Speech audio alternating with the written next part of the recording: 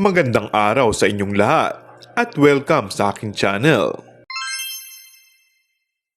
Hindi nagatubili ang kapamilya aktor na si Paolo Avellino. Nabalikan ng isang interview niya noon tungkol sa una niyang gustong makasama sa isang proyekto kahit nasa GMA Network pa lamang ito.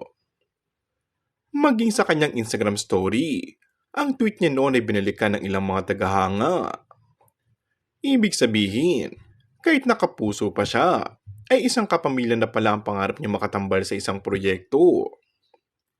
At years after, nagkaroon ng katuparan ng tweet na ito ni Paolo dahil naging leading lady niya sa serye na Linlang pala, ang dream co-star o leading lady niya noon pa man.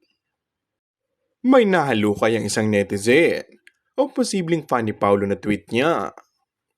Sa tweet, sinagot niya ang tanong kung sinong aktres ang gusto niya makatrabaho in the future. Sinagot ito ni Paolo na si Kim Chiu. Kaya there's power in words na nag-manifest talaga kahit na mahigit ilang taon na bago nagkaroon ng katuparan.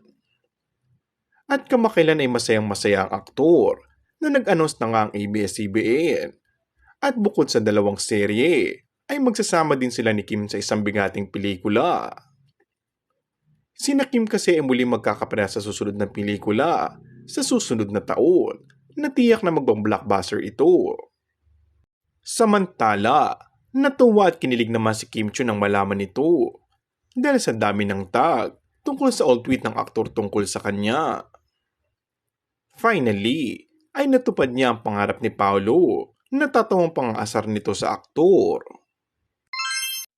Kung bago ka lang sa akin channel ay mag-subscribe at pindutin na rin ang notification bell. Maraming salamat!